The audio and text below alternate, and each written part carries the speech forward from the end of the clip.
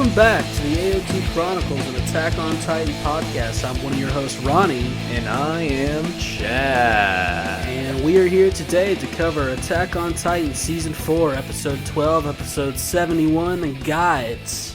Guides. Chad, do you know what Guides, that title, what its sibling is? Paths. Yeah, paths. You know, sometimes you need a guide to take you on a path. Sometimes a guide and a path can almost be the same thing, so everyone watch out. Who were the guides in this episode, do you think? Well, tell me what you thought about this episode. Loved it. Loved it. Loved it. And that's what you come to this podcast for deep analysis like that. Thank you, Chaz. I'll go ahead and give everyone a heads up. Chad is hopped up on so much caffeine and nicotine right now that he's in a very irritable mood. He's running around, throwing pillows around. Okay, he's losing things. Not in an irritable mood. I'm just saying, whenever I do a top 5 list and I've got 5 labeled and I click enter and I go down, I'm going from 5 to 1, baby. I'm going top to bottom. Why does it have to, even when I delete the second row, it goes 5 to 6 and automatically puts it there for me? I get it. We're trying to make life easier for everyone. Oh, well, I'll tell you one thing right now. You want to be pissed off at technology? How about you, Mr. Pen to paper? I'm only writing on my notebook until I have the money to buy a laptop, and then all of a sudden I'm pissed when technology fails me? Yeah, well, here we go. That's why pen and paper never fails, You're the scumbag. Baby. Well, then where's your pen and paper? Oh, it'll be here. Dickwad. Next episode is going to fucking be here. Yeah. I'll tell you that right now. I haven't heard that before, idiot. And then also, we're in a studio here. And Chaz's mom got loose with a water hose, and so we heard the water just rushing through the pipes. You have a couple different water outlets. Man. You had to go run around and find her. Anything you want to update the people on that? I kind of just sat here. I'll elaborate on this a little bit more later, but to answer one of the guys' questions in Discord, there's definitely a reason why I bought/rented a weapon. And there you go. Whew, okay, so let's go ahead and get into the Attack on Titan before Chaz says something he regrets. So really, love it? That is your take for this episode? Oh, yeah, man. I mean, the second half of this episode, I don't even want to say it because I am so excited to talk about it, but I think we all know why I love it. Well, that right there lies the truth in what you say. You're the type of person where I can show you one cool thing and you go, I love it. Whereas I'm just a great reviewer, great analytical mind, some call me. So when I see 7 minutes of boring blah blah, I get a little taken down as far as my hype level. So I was super worried, like 8 minutes into this episode, if I'm being honest. I was bored. I was so bored because they're covering the story well and having great dialogue you're that type of guy. Bored. Where's the Titans at? I thought this was Attack on Titan. That's all I heard for 8 minutes, We'll guys. get to it. I was bored. And then, some things happened and it picked up a little bit. But let's go ahead and break this thing down. In the end, it turned out to be a good setup episode. I'm excited to see what's coming. You're right. So, Armin is spending some time with his girl Annie, shipping it, by the way. Yeah, this guy's spitting game to a girl in a coma. How about that? Sometimes to really get your lines down, practice it on an ice cube, is what I've always said. Get yourself a cup of ice, try out some lines, maybe feel it up a little bit, and that's what he's trying to do. He goes in for a little touch. He's kind of pulling the old Ronnie special, where you try to hit on a girl, you try to talk game to her while she's either passed out or just extremely hammered. It's the only time you've ever really, had some good game. Yeah, well, I will say it saves me the final step that you ultimately always get to, which is being turned down and labeled a creep when I just do it and they don't know about it. So it kind of works out for me, to be honest. So yeah, Armin's feeling up this ice. He's trying to slip and slide, but someone who doesn't look like Hitch is Hitch, and she yells at him a little bit. What did you think of Hitch's new look here? Well, you know how shows never have people with the same name, even though it's super common in the real world? Yeah. I think this is just a different girl with the name Hitch. I like that. Because it does not look like Hitch. It does not. It's not even a glow up. It's just like Hitch looked like one thing. She's changed her hair for sure. Something about it. I don't know. I will say though, she's a beautiful lady. Oh, beautiful young woman. I'd love to put her in an ice cube, if you know what I mean. I don't know what you mean, but I will say this, which this is all women. If this really is Hitch, all women right here. As soon as your deceased lover, a.k.a. Marlo, he passes, you just move on, and you start looking sexier and fucking other dudes. It's the old classic switcheroo. This is the point when she yells at Armin that Armin's going to start acting like he's 12 years old again, and like he just got caught sneaking 5 cookies when he knows he's only allowed 2. I mean, this is a grown adult, ladies and gentlemen. I mean, even though it is Armin Arlert, this is not how an adult reacts to something as not a big deal as this. Yeah. He's like in Bert's memories right now. He's acting just like Bert. He's like, oh my God. He looks like he got caught carving a hole out of this ice with his pants down and like mid-entry. But that's how he acts when he didn't even touch the ice. He was just going to put his hand up there. Like, I'm sorry. Don't tell anyone. Wait, can I come back? Please let me come back. I'm sorry that I tried to touch it. Please. That's how you know he was trying to do something creepy. Am I right? Well, and that's exactly right. We wouldn't have known that he was going to do anything inappropriate until he said that he wasn't doing anything inappropriate. Yeah. Kind of a weird thing to say, Armin. So, and then he had like a massive bulge in his pants. He's considerably worried, and Hitch isn't really thinking a thing out about it. She says that she's sure Armin wants to learn all about women. Sign me up for that class. But Hitch is jealous of Annie for all the attention she gets when she's just sleeping in an ice cube. Yep. Opening credits. I have a question. Have we touched up on this? Has Annie aged in there? I kind of mentioned something about it. I don't know. It seemed. I think she has. Okay, I think we talked about it a little bit, but I guess you can't really tell that much while she's in there. But she almost looks like pretty much the same. Yeah, because I was gonna say something about her hair, but her hair is always up when we saw her before, so this might be like its normal length. I would guess that they're not gonna have her come out of this ice being underage. Certainly for my sake, I hope not, because I know. I told you to be careful a couple times, so I'm going to practice the same. Well, here's the thing: she's not underage in Titan form because Titans have been around for however long. So technically, we can still talk about her body in Titan form without it being creepy.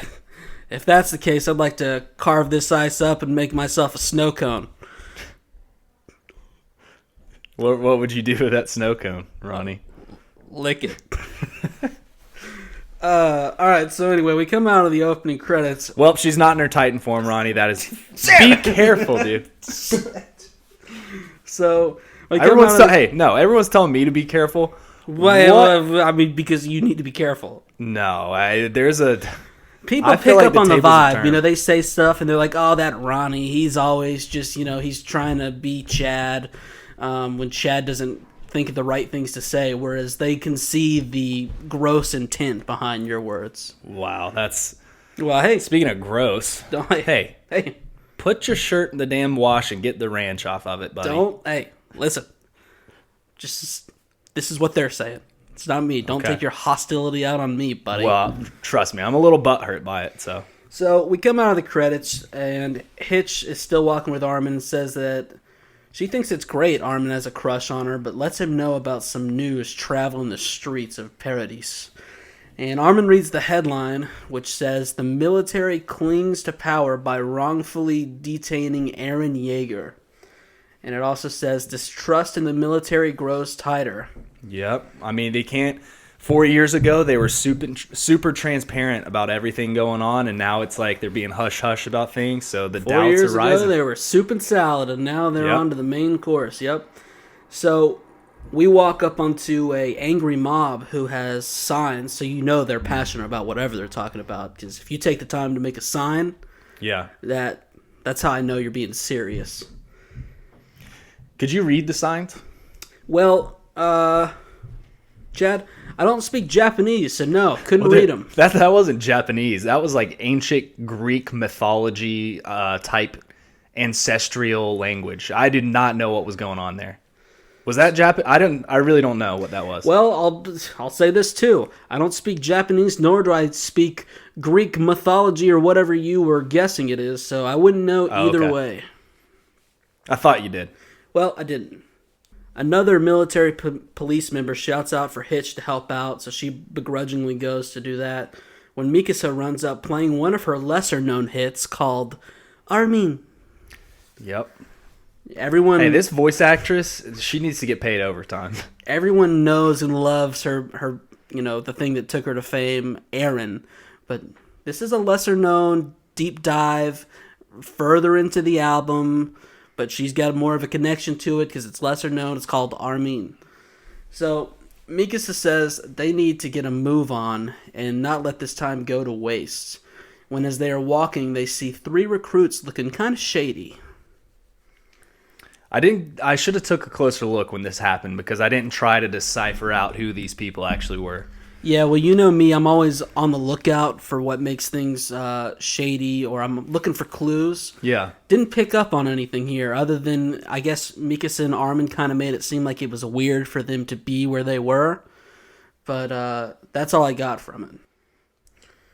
So we cut over to a close-up on Yelena, who for some reason, the way her eyes look sometimes makes me think that she's in the middle of a large poo.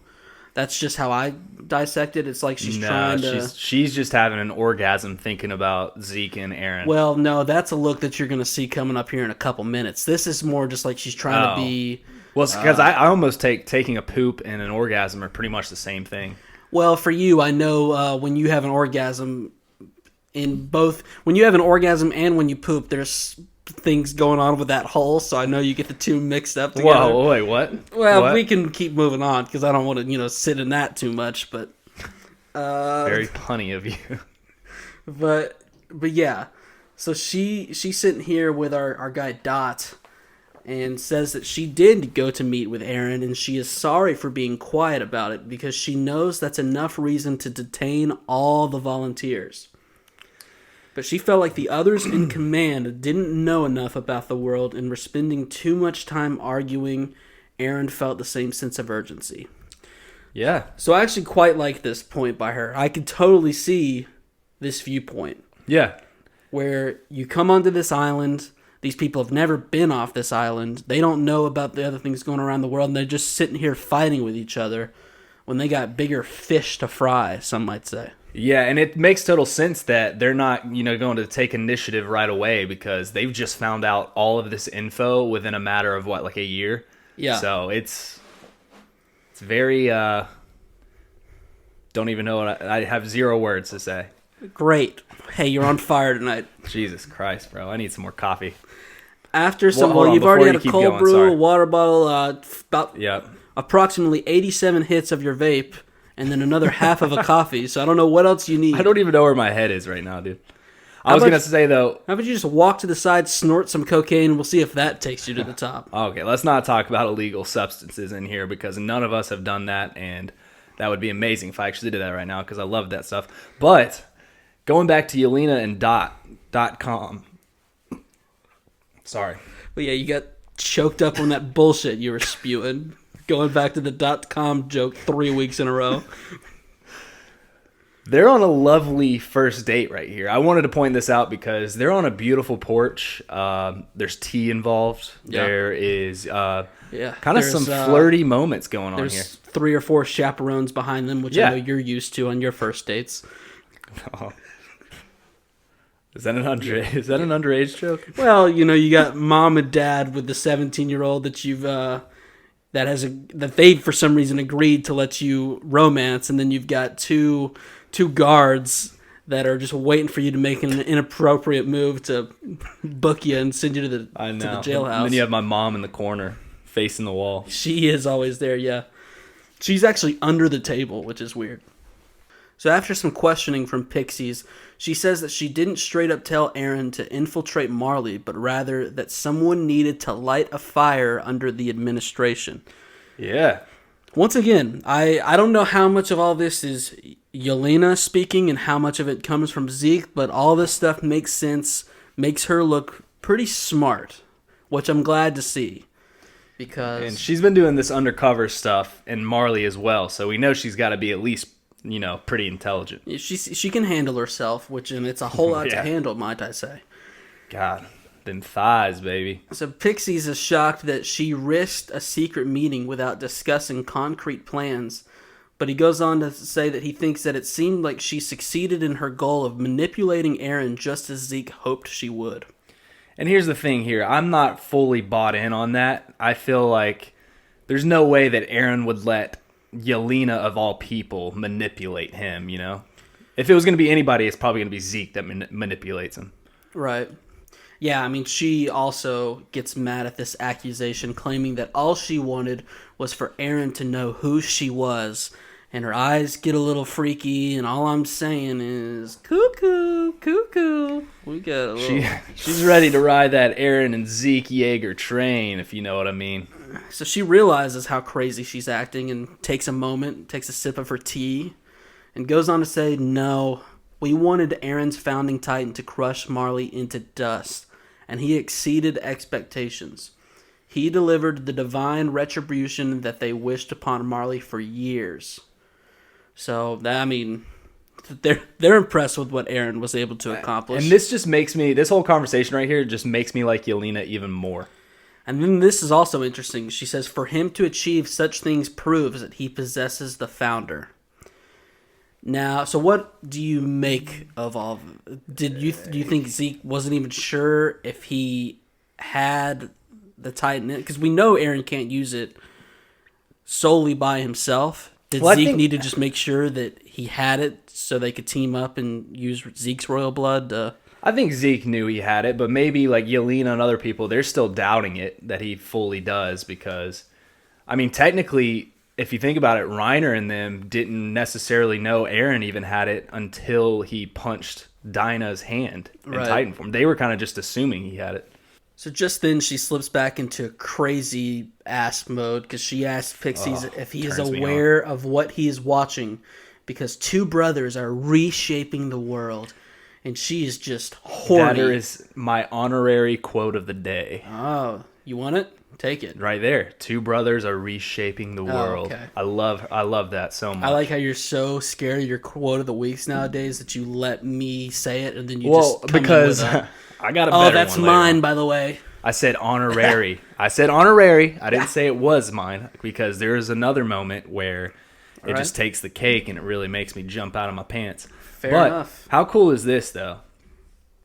How badass is it that the sons of Grisha Yeager are both reshaping the world, and he is dead and has no idea that he left on this legacy? I think that's so bad. Even the son that betrayed him. Yeah. And so, like I said, she's just horny at the idea of watching all this from their side. Dot, he's still trying to understand all this, so he asked if the main reason she met Aaron was out of curiosity.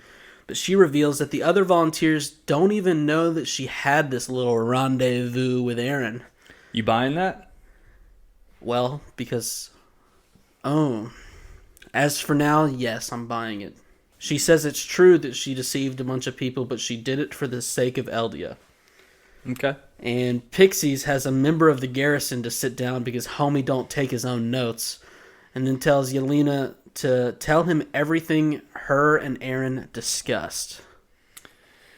Yeah, it's hard to fully trust Yelena. It really is. She's like, well, for starters, we talked about Zeke's body and just how it was chiseled. And basically, Aaron still looked like a bug back then, so we went down Zeke's workout plan, his diet, how many carbs he was intaking throughout the day.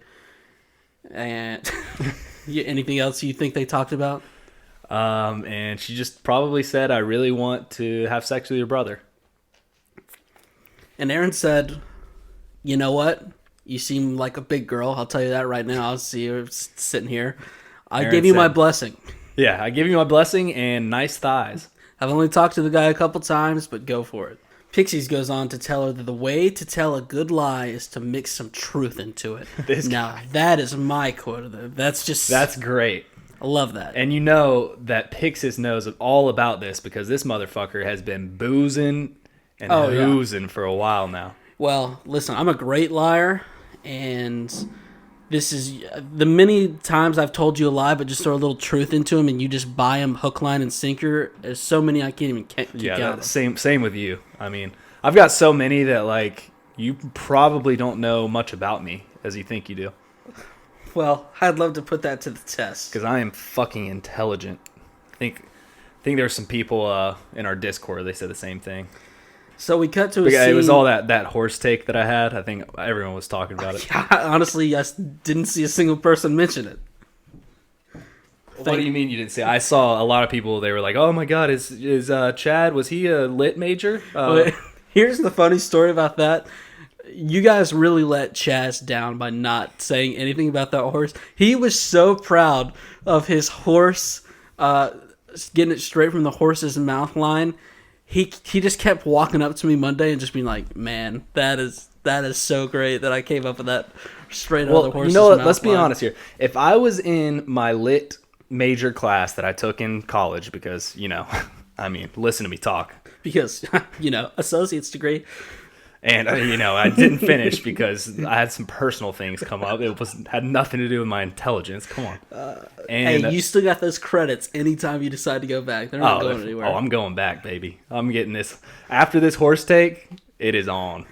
But yeah, if I would have said this to any lit major, they would have been like, oh my God. They would have probably asked me to write a book. And no one said anything back. So I'm a little butthurt. I won't lie. But if anybody wants some... It's not too late. It's not too late to show love for the horse take that Chadley had. Please make him feel better. Because boy Ronnie over here, he'll never give you something like that, I'll tell you. Well, speaking of horses eat apples, and we cut to a scene with some guy who is clearly a bad person because they are eating an apple.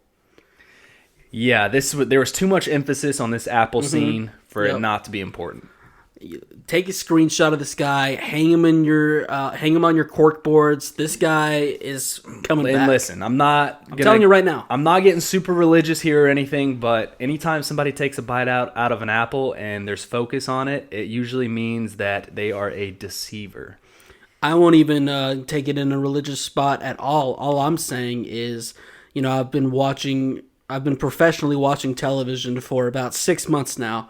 And anytime someone is biting an apple on screen, watch out. Okay? Yeah, professionally watch. The only thing professional you've done is stuff that's involved with food, and it's not cooking it. It's more of eating it. Speaking of corkboards, Joey Chestnut, I'm coming for you.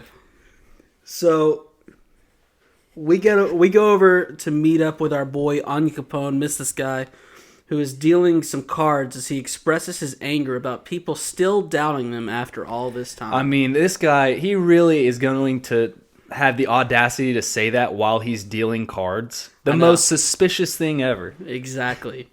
And Hange, she's sitting there listening to him.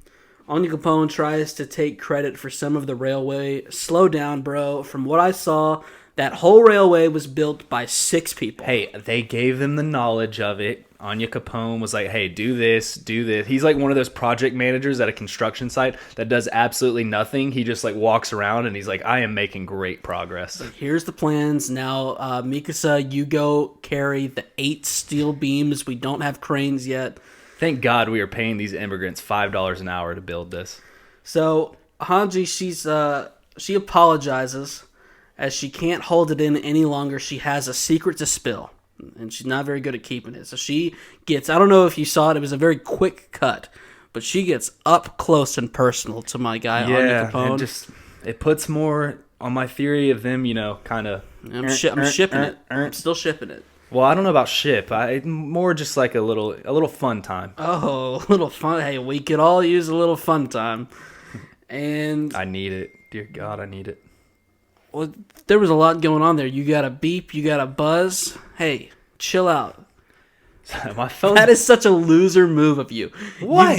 You've got your text messages or whatever, your email, going to both your computer and your phone to make it look like you're so busy. You don't have anything going on. Yeah, I freaking do, man. I've got so much going on. Did you just hear my phone and stuff? Oh my gosh. Let me hold on. I gotta respond to this. Shut the fuck up, Mom. How did you even type that?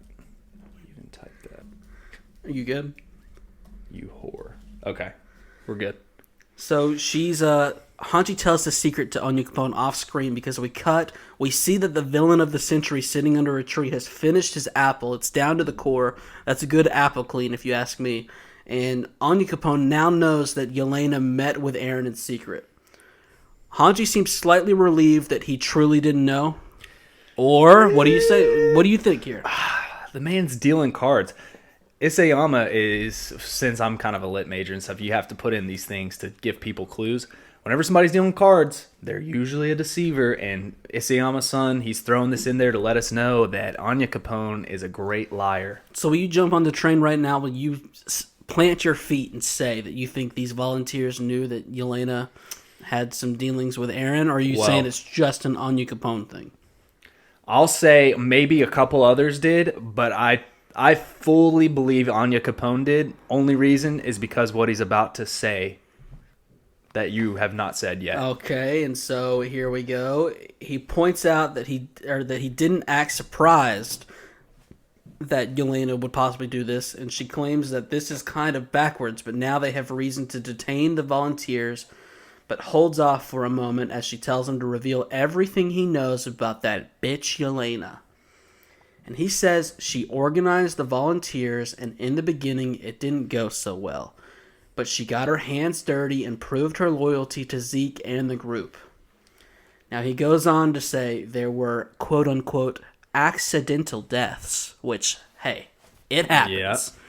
I accidentally kill someone every couple months. It just, sometimes something slips, you fall off something. You're driving, eating some food, you get distracted. Yeah. When you've got a Nacho Bel Grande on your lap and you're pulling out into busy intersections, it can get a little bit dicey, but that nacho cheese, sometimes they take it away when like pandemics happen and you don't know when they're going to get it back. You got to enjoy it when you got it. All right. I've never seen somebody house so much food other than you while driving. It's incredible how you can drive with no hands using your knees and you just dig into mashed potatoes barehanded. You're not even using a fork. Yeah, I had to get my car specially modded because I'm not the tallest guy, to where I could jack my seat up all the way so I could drive it with my knees, because typically my knees wouldn't reach. Yeah. But listen, if I ever do a top 5 list, best places to eat, car is way up there. I'm just telling you that right now. But that's enough about me. Anya Capone goes on to say that they buried friends that they ate and slept with, anyone who doubted them. Yeah, and see, this is when I'm like, okay, well, then you know about Yelena. If you're not one of those people that got slept, that got axed, baby, they got slept while you were sleeping. I mean, I think he's in on it. The only reason I say that is because he's admitting all of this, saying that he didn't say that he killed some of them, but how do we know that this MFer didn't slice someone up when they weren't looking? I like what you're cooking with. But they pushed on for the homelands that Marley took away from them. They just kept moving forward. Hanji thinks that it's strange that she pressed the government, she being Yelena here. Yelena pressed the government of Paradise to give Marley certain rights, but it sounds like she was merciless to them herself. And so she kind of thinks on that for a second, and she tells Anya Capone to come with her. And they leave the cutest little house. I know, it's adorable. Where is this house? I love this house. I think that's their house together. They're like their first housewarming. Is this Hanji's? Yeah. It's lovely. It's a little townhouse. We got a little white picket fence. I wouldn't even call it a townhouse. It's more of a little... ranch. Little ranch. Yes. Ranch house. Looks like maybe we only have some attic storage. No upstairs to go to. Perhaps a basement to get away from the storms. But just lovely. Looks like she's got plenty of land to do whatever she needs to do. I hope it's her house, and I hope she can rest there peacefully. Whoa. I want her to rest there peacefully. You ever go rest and have a peaceful day? Oh, did I say rest in peace, or did I say rest there peacefully? Jeez. I hope she dies at her house. That's harsh. I know you want to do some freaky things with her when she's dead, but chill out. No, not when she's dead. So maybe just on the brink. We cut to Zachary overlooking the chaos and saying that Hanji's all over the place and that he allowed a volunteer to tag along. He then turns and tells Mikasa and Armin that he can't allow them to meet Eren. So they're disappointed to hear this, but Zachary says it's because Aaron had contact with volunteers previously and kept quiet about his secret meeting, which resulted in the raid on Marley. Yep. And what was the first thing you said? Him talking about Hange? Yeah, so this, I guess, was just kind of setting up the previous scene we saw. At first, when he's looking out, I didn't know what he was talking about. He's just saying that he knows Hanji's like trying to figure stuff out, and I think he knows that she took Anya Capone with him. He said she's been all over the place? Yeah. He's about to be all over the place, too, if you know what I mean. Oh, God. Thank you. Thank you. You know, sometimes you come at me with a horse in the mouth, and I got to be honest, if I got to really give it a grade, you forced the fuck out of it. You know, we passed it by a good portion, and you threw that thing in reverse, and well, you know, I you got to be more aggressive. You got to box me out when I say it initially. You got to be like, oh, and here, blah blah blah blah. Instead, I'm gonna be completely honest here. Yeah, I was taking let's break a hit. This down. I was taking a hit of the vape when you were saying it, and I was like, do I fucking hit the vape? Do I say it now? And I was like, I really need this hit to keep moving forward in this podcast. Yeah. So I sucked it in, and I was like, you know what? I can put this in reverse, and I can rescue it. I can rescue this joke. See, there you go, kids. Drugs, they alter your performance. Chaz was gonna have a take of the century, but he couldn't get in there quick enough, so he had to put the brakes on. I'll give it a 6.8 out of 10. You could have went with the 6.9 out of 10, but you chose not to. But I'm an adult, and I run a very serious podcast. I don't go for cheap jokes like that. Zachary says they believe Aaron is being manipulated by Zeke. He says he's only telling them this because of their relationship with Aaron, but expects them to keep quiet about it. And Armin can't believe what he's hearing. He's shocked. Yeah. It's a pretty good take though, because although Aaron's changed so much and stuff, but we don't know. I was thinking about this too. He might not even be thinking that he's being manipulated by words, but the fact that Zeke has royal blood and has been able to control Titans in the past, he's like, maybe he somehow is tapping into something where he can physically manipulate him. Yeah. I don't necessarily disagree with Zachary's take here. I can see it from both sides. So Mikasa goes on and asks what will happen to Aaron as Zachary walks over to one of his toys. And I can't exactly tell you what it does, but it just looks like some sort of torture device / it just can made keep me, a person where you want them. I don't know. It made me instantly think of a pedophile or a rapist, and it's just disgusting because we know that guy's into weird shit. And I think I even saw there was like a hole in the bottom of the chair, like something would stick up. It's like it vibrating. I don't know what he's trying to. This guy's obsessed with poopy holes, and I could see him doing something weird down low. Yeah, can't argue with that. Like I could see him doing. I know we saw him feeding a guy's feces to his Yeah, own we'll mouth. never forget that time. I don't know if he was feeding. Was he feeding the man shit through his butthole? Yeah, like he had. I seem to remember a young gentleman upside down and a tube going through his anus, providing him with some sort of. Oh, he was eating out of his bunghole. You're right. Well, that's how it was, right? I believe. Yeah, I just he had remember he had the a young strap lad around his upside mouth. down. Yeah, and tubage in different areas. Okay, going through different orifices. So how about this one? In this chair, there's going to be another one of these tube devices, strapped up. Yeah. We know where, and maybe the feces goes through that tube and is feeding somebody under the chair. I'm not exactly sure what he's trying this time. Yeah, I don't really have the dark arts mind that Zachary has, so I can't exactly see the vision he's got for this. Honestly, this chair looks pretty tame. Yeah, it just had kind of like 4 little things that looked like they flapped down, maybe kind of kept a person in place. I don't know if he's got the rest of the rigmarole behind his desk somewhere. Or there's like a button that it just turns into like a transformer and does. Mm-hmm. But yeah, this guy, moral of the story, this guy's a pervert. The budget of Paradise is like 50% these elaborate torture devices that Zachary has them making. I'll tell you that right now. This is not the only one. We've got a bunch of fucked up shit going on here. 45% bread. 5% scout piss item. Okay, yeah, there you go. Yes, because pig piss is one of their major exports, if you haven't heard. But I mean, yeah, Another reason other than just Zachary being a messed up guy that I can tell you this is some messed up machine is the fact that he goes, oh, yeah, it's nothing. Yeah, I just had some recruits bring it over since there was nowhere to store it. As they're inside of like a major headquarters. You're telling me there's no extra utility closets laying around in this design? This might even be a pleasure device for himself, let's be honest. This place is huge. And no spare closet. We got to keep it in the premier's office. That's what they call them, all right? The premier. Yeah, not buying it, buddy. I'm going to call him the pervert. I'm not calling him the premier. I like it. And if I'm not buying it, you damn well sure know that Armin's not buying it. I don't know why I said his name like that. I really made the two syllables. Yeah, you know what happens with me all the time? I cannot, for the life of me, keep up with a syllable and synonym. When I slow down and think about it, I know a syllable is the thing that pisses me off when someone has more than two in their name. Yeah. Keep it to 2 syllables, ladies and gentlemen. I've talked about this in a previous podcast. No reason to go on about it here. And a synonym is a word that is alike another. Like for you, I'll call you dummy, idiot. Synonyms. I'm not saying that you are those things. I'm just saying that's how it would work. So, that's a little...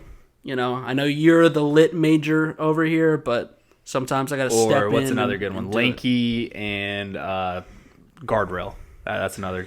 Well, not really, because actually, you had one chance to come up with your own example, couldn't do it because a guardrail is something that you see at bowling alleys. Is that all? That's the only place where guardrails are? Well, yeah, you see him at bowling alleys because you were so unathletic that you got to have him up. Well, you don't even really see him, dude. You just go for the pizza. All right, let's move on.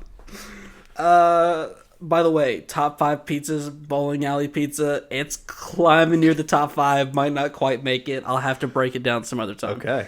So, Armin says that if Aaron isn't talking, that's the reason they think that they can help. Let Armin and Mikasa talk to the guy. Why do you do that every time? What? This guy's like a chimney. You can't take a hit of your vape and just blow it. You have to act like you're a giraffe. Extend your neck to the ceiling, point it to the sky, and blow like you're a chimney. You would or think a smokestack. You would what think are you doing? You would respect a guy for being generous to you. I'm sitting here blowing the smoke in the air because I know you hate drugs. Okay, the only drug you like. We all know what it is. FOOD. I'm blowing it in the air so it doesn't get in your face. And then you come at me like that. You try to embarrass me on this goddamn podcast. A lot of your drugs I'm afraid of. I'm not afraid of your secondhand vape mist of guava ice floating over here. Well, you know what? It is not guava. It's not guava ice. It is red ice, baby. Strawberry ice. Hey, why is everything ice? It's got that little, that cool feeling when it goes down your throat. It's just, I love, things going down my throat that it got a little cool feeling, and you can just feel it deep down there. Just the pressure and everything. Hey, stop. You don't have to tell anyone here about how much you love things going down your throat. Let's move on. Not like that. So, anyway, the point I was trying to make before I looked across and saw a chimney was... Armin's just trying to say, give Armin and Mikasa a chance to talk to Aaron if he's not talking to anyone else. But he says he's not sure if they can get the truth out of him, but might as well try. Why won't they just let these people talk to him? Well, I think we're going to find out sooner than later, Chadley. Zachary refuses again and then dismisses them. And in the hallway, Armin hypothesizes that the reason they won't let them talk to Aaron is because they might have already completely given up on him. Whoa. Which, this was something that's just been off my radar the whole time, that part of Paradise would do this, but it makes a lot of sense, and when Armin said it, I was like, oh boy, that's some interesting thinking. This is my big boy brain Armin that I like to see. He's become a big boy, and he always had a big brain. That's what I'm talking about. Yes, and I've missed these moments of Armin. We haven't had many of them this season. So he's kind of whispering this because they walk by 3 military police who go into Zachary's office as Armin says if that's true, they will be picking the person to inherit the Founding Titan. So Mikasa says that she'll go listen through the door, but is stopped by Armin because they can't risk it right now. Because it's like Armin almost knew what was coming. Hey, Armin's feeling some type of way tonight. Mikasa tries to argue further, but is cut off by an explosion taking place in said office. And out in the streets, we see a body flying through the air.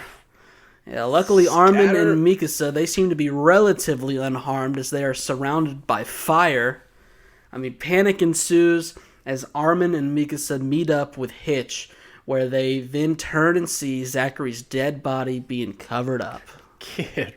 Get wrecked. This was such a pleasant surprise. It was. I like the stakes going up a little bit. I had told you, though, when we were watching this episode, when those scouts went in the room, I was like, they're going to go kill Zachary.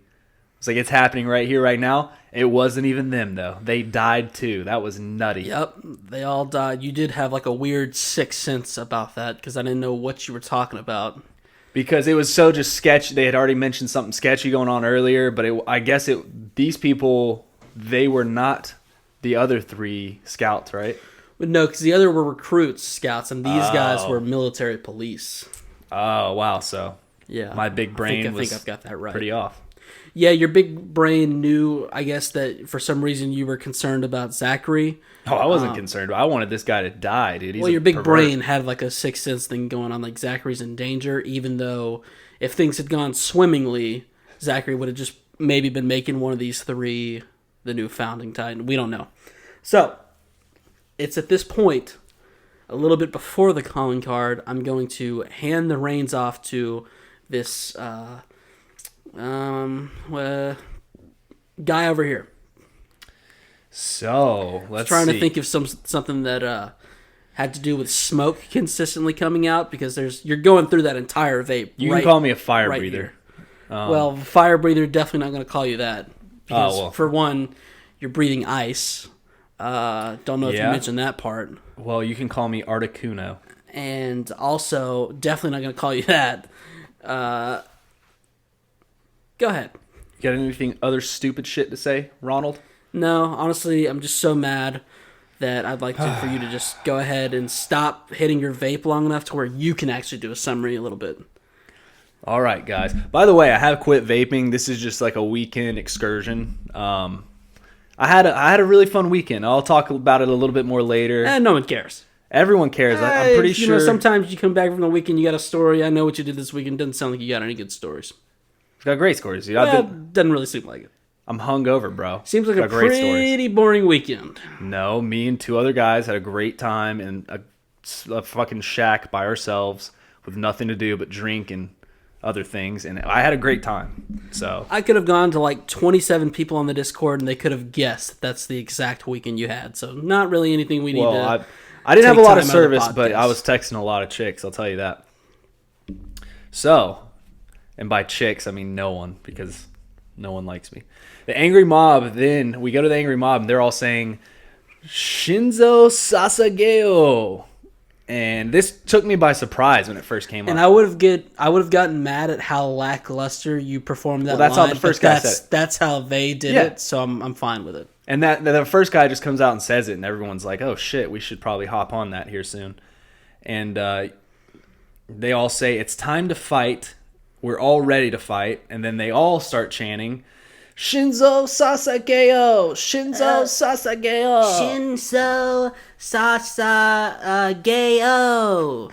And then, dude, it pisses me off that they're going to do this to our boy, Commander-in-Chief, former Commander-in-Chief, Commander fucking Erwin Schmidt.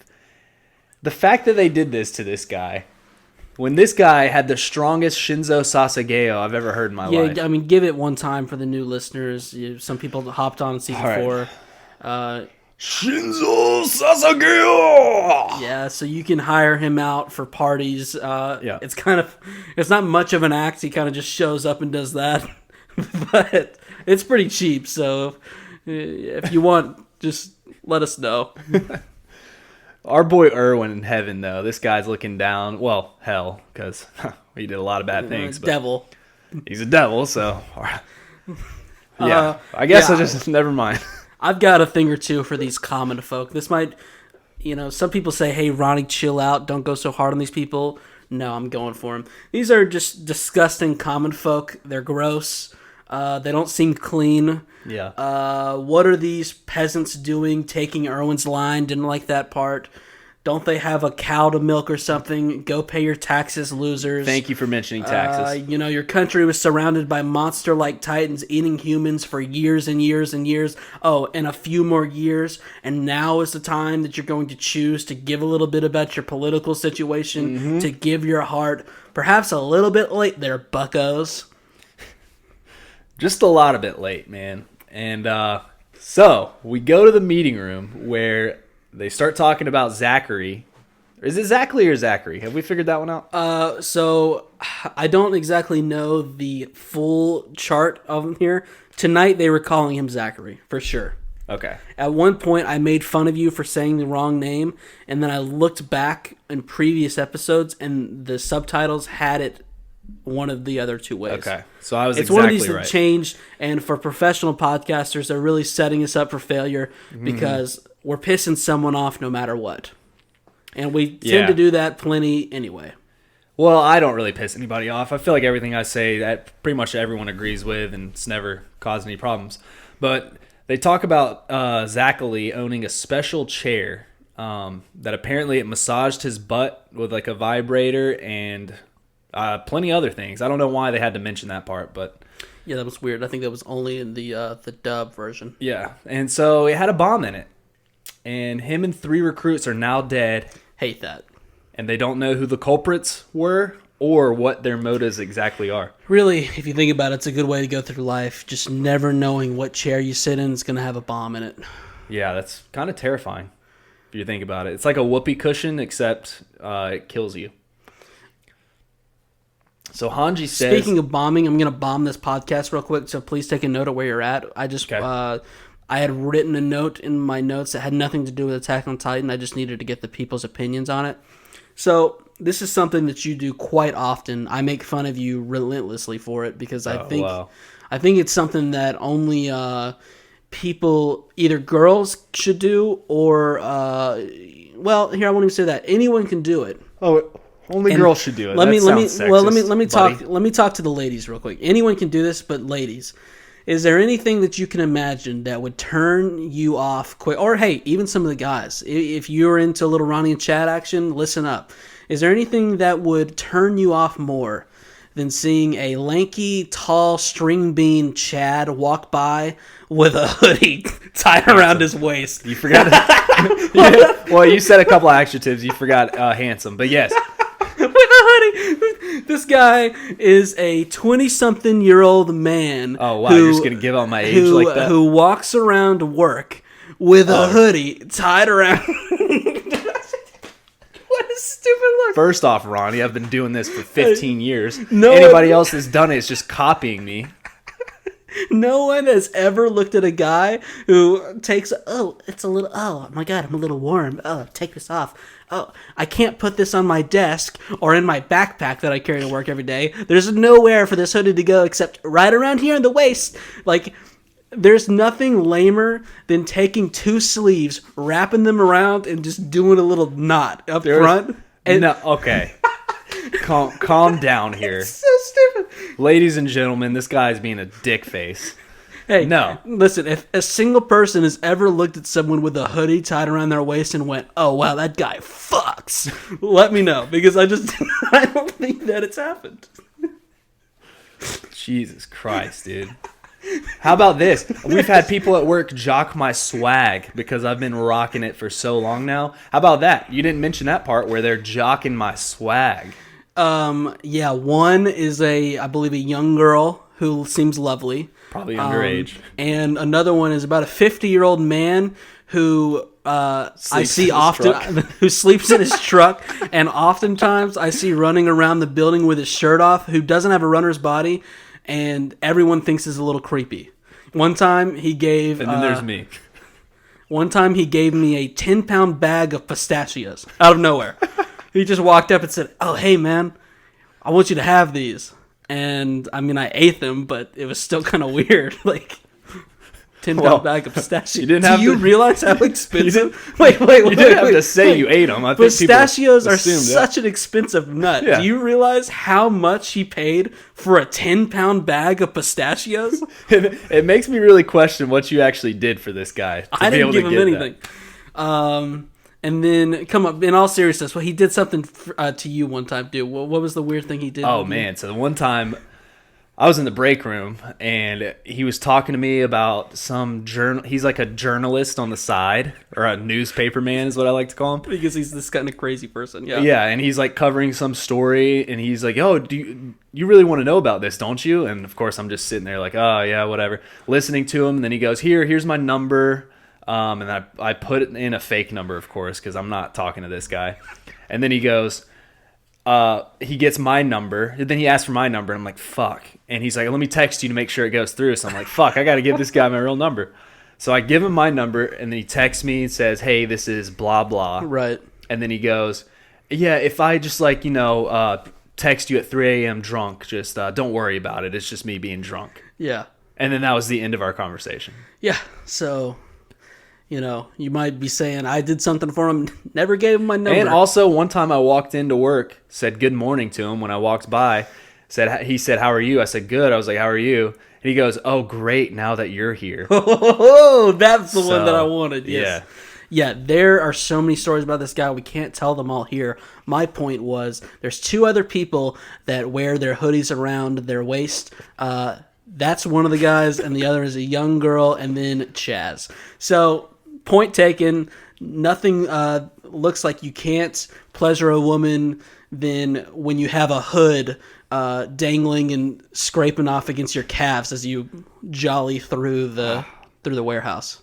Well, one of those things that you said was true, and it was the pleasure of the woman part. Yeah, that woman part. Fortunately, that was the true one. The other one, the arm sleeves don't dangle to the ground. But anyways, with that being said, moving on. So, Hange says that the volunteers are detained and that Anya Capone has been with her this whole time, so it couldn't have been them. And then Armin says that the premier says that recruits brought that chair to his room, but Armin doesn't really know exactly who those recruits were that brought it. They must be working for someone. And that when him and Mikasa were going to the premier's room, they saw 3 of them walking away. And it was just scout recruits. God, can you think of anyone who seems to have the ear of the recruits and, obviously is a really cool guy? And yeah, I can think of a cool guy. Well, I can't, so keep going. So Niall shits his pants when he hears this. Did you see his face when he heard that? Dude, Niall looks awful. He's taking a page out of Mr. Keith Shady's. He sure is. This guy looks terrible. I don't know if he got divorced from that wife of his or what, but this guy's on hard times. Let me say, can the real Keith Shady please stand up? Because this guy looks exactly like Keith with hair right here. And I'll go ahead and say this. Where the fuck is Keith Shady? Hey, where is Keith? Hey. Now that I just said that, where's this guy been? Great question. He's got to be one of the best leaders in this whole damn place. Now Zachary's dead. You know who Pixies, he's got a brain tumor, unfortunately, so he won't be around much longer. Let's get Keith Sadie's to take over this show. Oh my gosh, Ronnie. What if Keith Sadie's is one of the traitors? Think about it this way. He's the guy that trains the recruits. Oh my. Oh, let's go, Chadley. This is why I keep you around every now and then, because you stumble upon something in the middle of the vape smoke that gets us right here. Yes. Book it. Hot take. That is a hot take right there. Is getting in the ear of all these little recruits saying, hey, we got to blow up some people. We got to scatter Zachary across the streets. Keith's been making bombs. He's the bomb.com. God, there's so many references in this show, man. Wow. The show is so freaking good. I cannot believe you just cracked the show. I did, man. I'm pulling... Isayama thinks he can pull something on me. This guy's an amateur. I was a lit major for 2 years at a community college. I've got my associates. Don't think you can consider you're majoring in lit if you're not actually taking classes that aren't well. Would show up high as balls to every class. Never got above a 75 in any class, but I passed all of them. And we then go to Niall shitting his pants, because that's where I left off. And he says, I hear that some of them leaked info to Aaron. And just then a guy breaks through the door saying Aaron fucking Yeager has escaped his cell. And this guy's not calm. Anyone No. ever delivering news on this show never does it in a calmly manner. Well, this is a good reason to not be calm. And Niall explains that they all need to search for the culprits. And Mikasa and Armin, they both look at each other and they don't know what's going on. Mikasa is probably so upset right now. I feel so bad for her. I feel like she's just such a sweetheart, and Aaron has never been nice to her. Well, yeah, I guess he has. He murdered a couple people to save her when he was 9 years old. But still, do you not feel bad for Mikasa? I always feel bad for Mikasa. Then we get a nice shot of Aaron walking on a rocky hill while the sun is just about to set, with only pants on, no socks, Beautiful no sunset. shirt, chiseled the fuck up, barefoot, about a size 11 shoe, it looks like.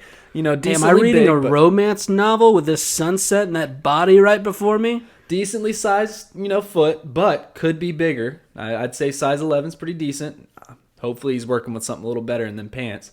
And as he's walking up to none other than the devil worshiper himself, Mr. Flock fucking Forrester, who was holding a sexy ass jacket for Aaron.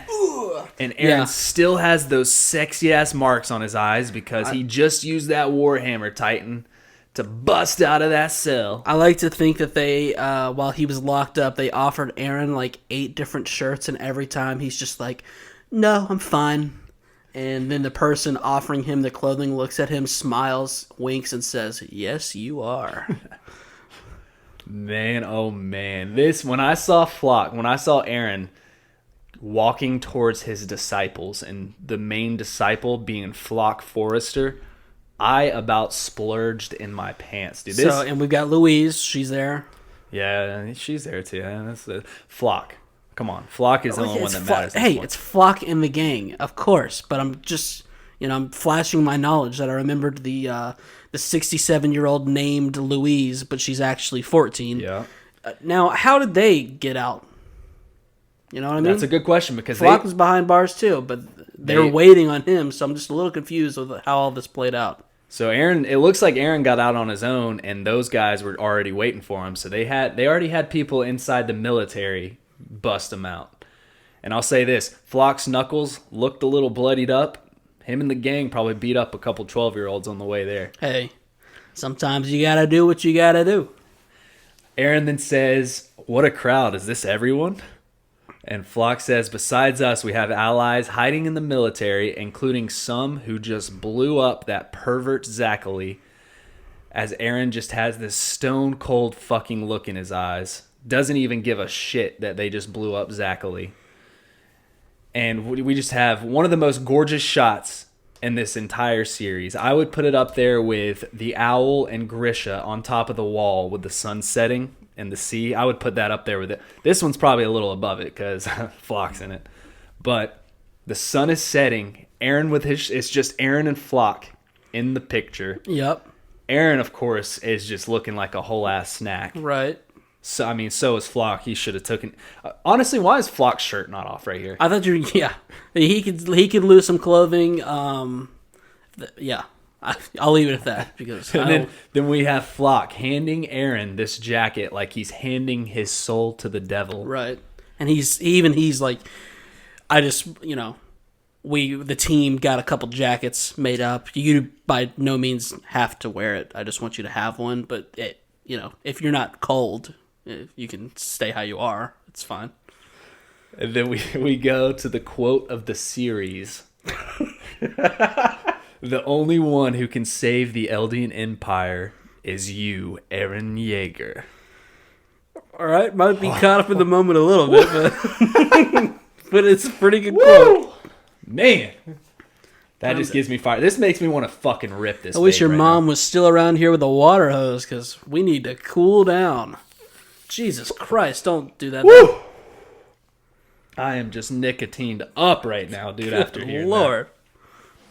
that. There is nothing sexier in this show than when Flock is giving his soul to the devil. I'll tell you that right now. Armin still wants to talk to Eren. We go back to them, and he's telling Mikasa that they'll make Eren understand. Everything's going to work out fine, even though his voice sounds like he is panicking very hard right now. Mm-hmm. Then we get the shot of Eren putting his sexy-ass coat on in the most seductive way possible. Couldn't And be I'm more pretty seductive. sure, I'm being serious, it was in slow motion. It was. Which is just, this show is just side-eyeing us. Like, well, we know what you want. Yeah. This is some of the only fan service they throw in, and I'm fucking here for it, dude. And he says, find out where Zeke is being held. Oh, he's like, me and Zeke got an appointment to run a train on the conductor herself, Yelena. And I would pay to see that, let me tell you.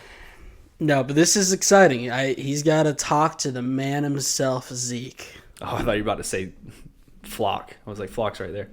No, I mean, Flock is the man, but he's not the man I know we himself. joke about Flock, but... Well, we don't joke about Flock. I don't know. I've been with this guy from day one. Yeah, yeah. Go back, listen to my top 5 characters of season 3. I'm pretty sure this guy was right up there at the top. And honestly, he probably would have been the top. They just hadn't given him as much to do. I've always thought that his entrance in the rooftop scene when they're deciding between Erwin and Armin was a great choice narratively. I wish he would have been in more scenes like that. Yeah. This guy gets it. He fucking gets it.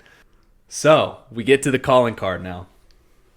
And the calling card is another portrait of Eren putting that sexy-ass jacket on.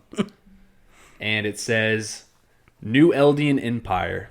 A new name for Eldia used by those on Paradis who were sympathetic to Eren Yeager's actions. They have rallied around Eren and the name, causing disorder on the island, which is currently divided on whether to attack other nations or not. Hey, they need to all get behind attacking other nations, but they just all need to, coordinate on how they're going to do it. That's the only problem there. Yeah. So, we go to the Nile meeting room, who's saying, this is another great quote. He's saying that Flock Forrester and 100 soldiers and guards vanished from the prison. That is my quote of it. When you get so badass that you're the guy that's mentioning like Flock Forrester and then 100 other people. Flock's gang has grown to 100 soldiers. This is by far the best surprise this show has ever thrown at me. The fact that you were the biggest hater of Flock in Season 3. I don't know if that's the case. Listen, would I have lost a shit ton of money if someone had asked, hey, who do you think is going to be one of the majorest players of this Season 4? Do you think Flock, will you take those odds? I might not have done it. But I'm here for it. Oh, yeah. We're both here for it. This guy's transformation has been staggering. Yeah. Honestly... He should be the next founding titan. I'm just going to come out and say it. So, he says they vanished from prison, though, and with Eren and said to have killed the Premier, too. So we're going to give them a name. We're going to call them the Jaegerists. Which... No, I'm here for that, too, man. Okay name. They believe in Eren. I get it. The Jaegerists. Oh, come on. But, I mean, to me, first of all, if you're going to call them that, that's fine. I'm not mad at it. But to me... It's Eren and then Flock and the gang. Flock and the gang, like, you're right. The idea that Flock isn't mentioned, he just falls under this umbrella that is Eren, I'm not liking it. It's Eren and Flock and the gang. Okay. Because as you heard earlier, Flock and 100 other people left, right? How about this? If Yelena is truly a Zeke cultist or whatever you want to call it, we'll call her a Jaegerist. The only reason these people are even here with Eren has not spoken to a single one of these people. He's too high and mighty. He sees one of these people in the hallway, doesn't even look at him. Flock has been doing Eren's bidding for him, and anyone that's here, anyone that's a Jaegerist, is because that man Flock. Yeah. So, therefore, Flock and the gang, Flock and the boys, Flock and Louise and all the other girls. Yep. I'm not mentioning Louise. Come on now. The Flock Squawk. The Flock Squawk. Dude, that is a great one, too. If you love it. Squawk? You just look like a squawk. I don't even know what that word means. That's what you look like. God, what was I about to say? I had something important to say. I forgot it because you had to say something stupid like the Flock Squawk. So he asks Hange what their goal is, and she says to bring Aaron and Zeke together and have Aaron lead is most likely what they're trying to do. And then she says the military scheme to take the founder from Aaron all without telling us. So the Jaegerists, they acted on that. And Niall said we knew what would happen if we actually had done that. And then he looks directly at Mikasa. He's like, yeah, we all would have fucking died from Mikasa if we actually did that to Aaron. Yeah. He says though there are a lot of scouts though that are in on this, basically saying it's Hanji's fault. Right. Poor Poor Hange. I know. Poor Hange. Dude. How things are just falling apart around her. And she's trying her hardest. How do you think Erwin would have handled all this if he was still alive? Not any better. I don't know, man. That guy was a handsome devil. Hange says... Well, that's not really. That's a great analytical part of this show that you keep coming back for. I say, Erwin couldn't do any better. You come back at me with well, I don't know. That guy was handsome as a devil. Moving on. Well, I've got a good take I was about to say. I just didn't want to spoil it. Hange says she'll take responsibility, but resigning now would just be irresponsible. Mm-hmm. And they don't know how many are hiding. And then one guy says that she could even be the suicide bomb standing right in front of him. And they shouldn't trust any of the scouts. They can't let them roam as they please. So he's already trying to detain all the scouts. This is already happening again. And let me say this. Erwin, there's been a few casualties here. Well, I'm getting ahead of myself again, Ronnie. It's because of that stupid... You know what I blame it on? Take your time, jeez. I blame it on that stupid Flock Squawk. That has just got me in disarray, dude. So Pixis comes in to cool all of them off. He asks where Zeke is, and she says with Levi and 30 other soldiers. Tell you what, they need to cool off that head of his. Put some ice packs on it because that thing's swelling out of control. It is. Then asks Niall if the queen is safe, and he says that she should be, but I don't really know. Hey, yeah, duh, that's a good point. Hey, where is the fucking queen? Yeah. Or Storia gets knocked up and just gets to take a 9-month vacation from her queenly duties to go hang out on a farm with that creepy Farmer Joe guy. We give Horstoria and people like her way too many passes, if you know what I mean. And Pixis then says that Aaron will attempt to contact Zeke and Historia, and protecting them is an absolute must. So Pixis, he's always coming in, spitting that fire. I like Pixis a lot. He reminds me the most of Erwin. Like I think you said that a couple episodes ago. And Hange, I feel bad for her because she was more just like a ditzy Titan lover, science lover. And now she's got to take full responsibility of everything. And I just don't think she can handle it as well as Erwin. Not many people. Honestly, no one can. Erwin's just the coolest cat around. But I would still eat Hange. Okay. Not Erwin. I don't think she's on the menu, but all right. So Armin says to Pixis that you must lead us now, and then he asks, what should we do? And that's when Pixis just says, well, we've been defeated. Let's surrender right now. Brilliant. Yeah. He says we can't do a thing about them, especially the enemies that are hiding in the military. If we do, so much blood will be lost, and we don't have any more time to waste. Like, that's the main... They're getting too caught up in the events of this episode. Like, all these people should be on the same side unless, I understand having to vet out the process to make sure that none of them's a secret agent trying to kill you from the inside. But if there's one thing that these people should know, it's that Aaron's, who just went over and fucked up Marley, it's that he's trying to fuck up Marley. Yeah. And with the Warhammer power, and he just escaped on his own, he's kind of unstoppable. You might just want to take a little step back. So thank you, Dot. Yeah. And then that's that all. Okay, this is the point I was trying to make. This is the point I was trying to make. Irwin would have tried to smoke out these infiltrators and would have just killed everyone doing it. There would have been so much blood lost. But Pixis says he knew Zachary for many years and he would have loved to... Fuck, this is terrible note-taking. Pixis says he knew Zachary for many years and he would have loved to have been alive and die by a revolution. Does that make sense? Not really, but it was the quote. I remember the quote from the episode, and you've got it right around right. Oh my gosh, dude. Was I just like... Well, I'll tell you what you were doing. This? You were inhaling your vape for about 15 seconds at a time, all while keeping half your mouth open, pouring cold brew down it. So that's why... We'll use the whereabouts of Zeke to negotiate with the Jaegerists. A lot of times people think with some of the crazy shit we say that we're kidding. First of all, if you think that's the case, follow us on Twitter. You'll see that half the time we say stuff, we're being serious. I put up a video. That was not Chad acting. He literally paused the episode and spent 45 seconds looking for his vape that had fell on the cushions. And I had seen him take a hit like 5 seconds earlier. He lost it and needed it again. Yeah, I'm going to be honest. I'm a little BH that you posted that on without me knowing. And you kind of took that video without my knowledge, and it's a little creepy. We're trying to... and BH means butthurt. We're content creators. This is what we got to do. We got to create the content. And then he says that the Eldian survival will depend on the test of the rumbling. I've never felt like a bigger douchebag than calling myself a content creator. I'm sorry. Is that not what we are? Well, I guess it is. It's just, don't say that, Ronnie. I like to just call myself a celebrity.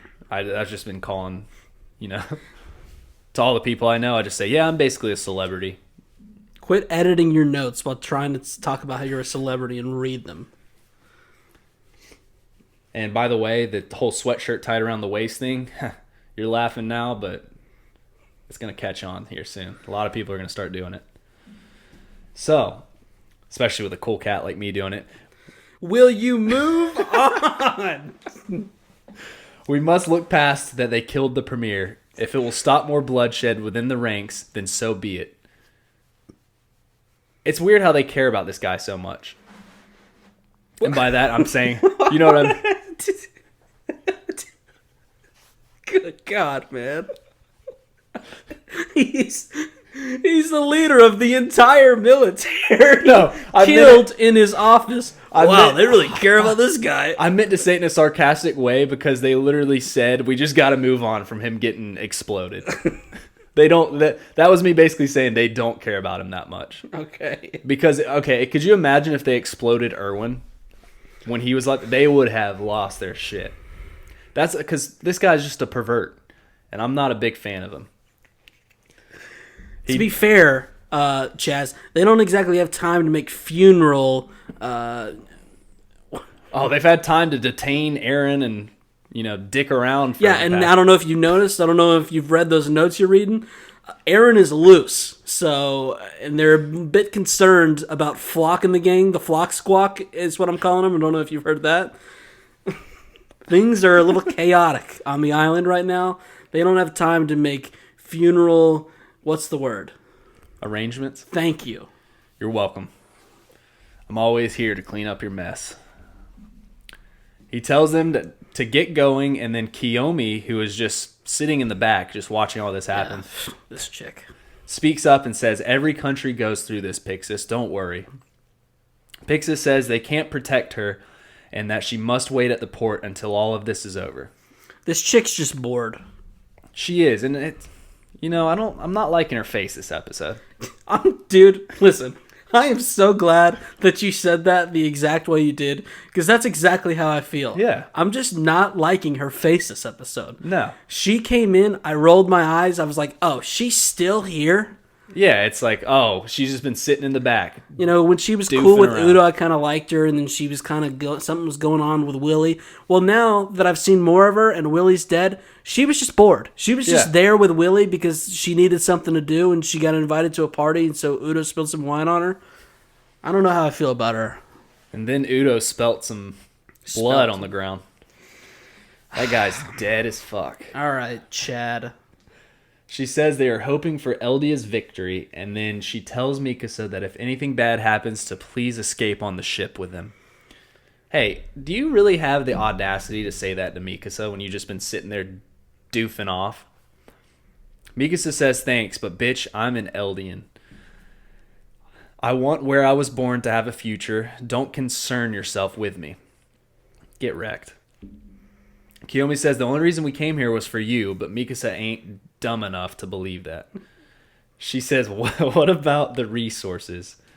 You don't care who leads the country as long as the rumbling succeeds. Which, I'm kind of confused about this whole rumbling. If the rumbling is activated and it's going to destroy the world, wouldn't that destroy Kiyomi's homeland? Or are they just banking on the portion of the rumbling? They keep saying rumbling display. Okay. It's not the full thing, but showing off a little bit. And then Kiyomi says, unless the rumbling's power is proven, Hizuru will hang us out to dry. Our investments will then go to waste. And Mikasa says she cannot rely on them. Yeah, that's what she said, the right political answer. What Mikasa should have been like is, yes, Lady Kiyomi, I need to make this very clear. I don't give nary a fuck about you or the rest of the Azumablitos. Yeah. Leave me alone. I just, I don't care much for this storyline. Yeah, and the Ass and Mojitos group, I'm not a big fan of them. First off, mojitos aren't even that great of a drink. It's more of a girly drink. And just this storyline, I don't know what Mikasa's future looks like without an Eren or an Armin. I mean, in my own fantasies, a Levi, maybe not in a sexual way, just as a good friendship way. We didn't know anything about her mom, and they kept this whole clan thing so hidden that with them bringing it up again, I'm just, Yeah, I'm with you. We can use this Hizuru as like more troops if we need to display that they've got more troops than what they normally have, but get her off my screen. Yeah. Then Kiyomi says that the Ass and Mojitos had to adapt to these hard times, and we're known for being greedy, but we still haven't lost the pride in the clan that your mother passed on to you. And no matter what happens, we wish to protect you. And I'm calling bullshit on this. I jumped on a little bit early. That's the line I should have waited for you to say before I said my line. But it sounds like we're on the same wavelength here. We then go to Connie, Jean, Mikasa, and Armin. Jean, huh? We then go to Connie's jeans and Mikasa and Armin. And Connie says we are actually... So Connie's wearing jeans and also Jean's here. And then Connie says, we're actually going to help Eren even though he killed the premier. And which is like, well, he didn't technically do it, like himself. Mikasa's like... Mikasa's like, what? She basically just said what I said. He didn't technically do it. And then John says to keep it down because people still suspect them of being Jaegerists. So I wish that does make sense since Mikasa's so close with Eren. They were so close with him. They might be the Jaegerists. Well, Eren and the Flock Squawk. Don't say it. I like Flock and Gang better. If you say like Flotch. I'm giving people options. No, don't keep Squatch. going. Don't start going with the Flotch thing again. I think Flotch Squatch sounds better than the Flock Squatch. Squawk. Oh, Squawk. You dumbass. Connie asked her whose side she's really on, and she said, me and Armin were almost caught in that explosion. Of course, whose side am I on? Yeah, so strong showing from Connie this episode. Mikasa says that, and he just goes, huh? She's like, what side are you on? She goes, well, we were in the explosion, Connie, so... Yeah. He goes, oh my god, are you okay? I'm so sorry about what I said before. Hange says, enough bickering. That will be our downfall, just as Pixis says. And then John asks her if we are really going with Zeke and Eren's plan. Hange says, no, Zeke and Yelena took the precautions... for this stuff. They pretty much knew this stuff might happen, and we must expect that they took even more precautions. They're kind of planning ahead way in the future. Right. Which Zeke and Yelena, they're a smart group. They are a couple of smarties. And so with Zeke saying that, we think they're smart, but this is where the end credit scene from last episode comes into play, because this is exactly what Reiner's talking about. Right now, we've got all this chaos going on the island, and Zeke is thinking that he's got some time to get his shit together because he knows, or he thinks, that Marley is getting all these other countries on board, when Reiner's saying, no, that's what Zeke thinks, and we need to attack now. So we've got all this, a bunch of shit going on. There's like 3 groups right now. There's the Survey Corps, there's the Warriors all the way in Marley, and then we've got Flock and Gang. I mean, well, that was honestly, let me just say this. I think that was a terrible way to break down the 3 groups. But how? The Survey Corps, the Warriors. Yeah. To me, I think I would have broke it down as the Flock Squawk, the Eldian military. Well, you could almost separate the Scouts from the rest of the military too. At this point, there's honestly about 4 different groups because the military doesn't trust the Scouts right now. Yeah, I would agree with that, and I don't. And like Hange and them, and Armin and Mikasa, they're not exactly sure what Aaron's got going on, so they're not jumping on board with the Aaron and the Flock Squawk either. And Hanji says, we need to figure out Zeke's intentions before he makes a fool of us. And she says, let's hope my concerns are nothing. She then says, Yelena secured work for Marley and prisoners in, odd places like restaurants. And we get a look of Sasha's fam. They're all excited to eat because, of course, they are. Ronnie, you would have fit in perfect with his family. Sasha's fam And we get they're in a beautiful mansion, too. This place is exquisite. Yeah, I got to be honest. I was very much underestimating Nicolo's restaurant. I thought it was Nicolo's Surf and Turf by the sea. This is more like Nicolo's Wine and Dine by the Bay. Yeah, this is like a SpongeBob-inspired 5-star dining experience. Where, in case you're not as well-versed in SpongeBob as I am, that restaurant of the ship in the bottle, the restaurant was just named Fancy. Well, that was a great restaurant too. And then I'm thinking of the episode where he at the Krusty Krab. Yeah. I'm thinking of the one where he took out the 2 nice females for that bought some of the chocolate. One was a scary little worm that gave me nightmares for a couple of days. SpongeBob Chronicles coming soon. Who else is with Sasha's family? And then we get a look behind them and we see Gabby and Falco.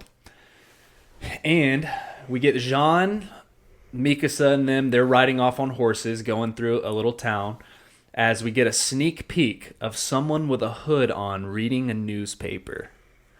Did you like what I did there? Oh, I did. We got Peek-chan. Peek. What up, girl? Now, how did this happen? Well, it's been a few days, and I'm sure somehow they figured out a way. I don't know if they went by ship, if they went by Zeppelin, if they swam there. I mean, there's multiple ways they could have gotten there. But I'm sure we'll find out next episode how they did. What do you think? So you're thinking like all the warriors are already here, and then we've got ships coming with like the rest of the army? Yeah, they probably sent the Titans there. Okay. Or maybe they only sent a secret agent, just Peek-chan. Yeah, I guess initially that's how I thought about it, just because they've gone out of their way. I can't remember. Oh, I think it was when they showed the example of when the warriors like first got their powers, and we saw Peek as the cart titan like underwater and kind of come up underwater. So she seems like she could get on the island pretty easy. She wouldn't have to use. And she either her or Porco would be the best ones to send. Yeah. Because obviously they would know Reiner instantly what he looks like, and I don't even think they've seen Peek's like actual face in person. Yeah, that's true. So that's the end of the episode. So our next week is it gonna pick up? Are we getting? Yeah, I think it's finally. I mean, with all the shit that just happened at the end of this, it is setting up for something spectacular. Before we get going too much, I want one and. To be fair, it might just be Levi staring at Zeke. I want the 2 of them in that forest. Just a nice little talk. Maybe Aaron will show up or something, but that's just Ronnie wishing for some things. That's a good point. It's been a couple episodes since we've seen Zeke and Levi. How are they going to get Zeke away from Levi? And until Zachary blew up this episode, I think that's why I started off disappointed, is because every time they cut, I was like, oh, please just be Levi and Zeke. Please be. Mm-hmm. Even if it's... I think every episode, for the past however many episodes we've gone without seeing them, every time they cut there should have just been a 5-second scene of Levi staring at Zeke reading a book, and then we just go on to the next scene. Just like 5 times an episode, just have the same thing in it. It's a missed opportunity. I bet, too, when Zeke has to use the potty, Levi's just still staring at him. Speaking of the potty, I'll be right back. All right, and so do you have anything else for the episode? No, I'm just... The last couple episodes were... I thought this episode was honestly going to be a major... it is a major pickup, but I thought there would be a lot of action because we've had a couple slow ones. Yeah. But I am now super excited for the next episode. That's why I said I think it's set up. Whatever's coming next in these... God, there's 4 more? Is that it?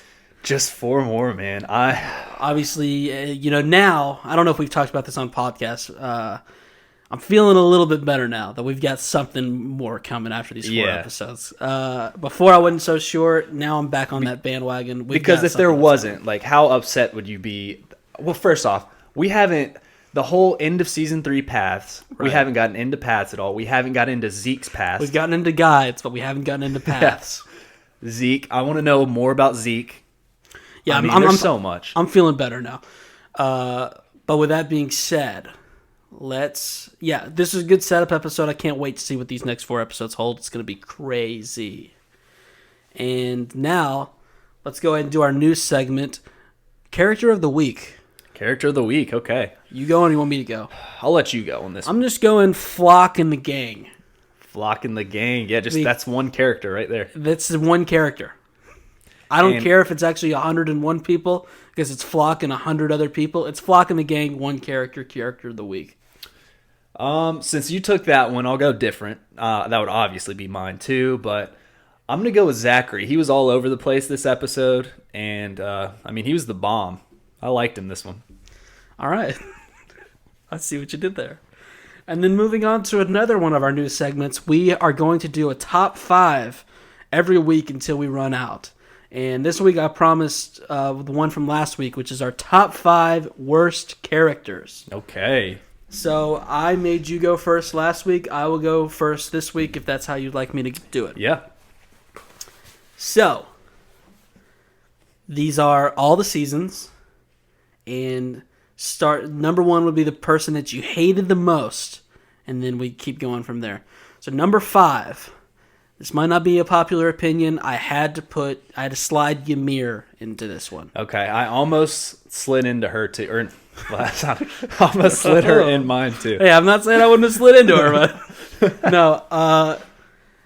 Listen, I know some people like Ymir. To me, it was the weakest part of the storytelling thus far when we kept going back to Ymir, and his story is bullshit.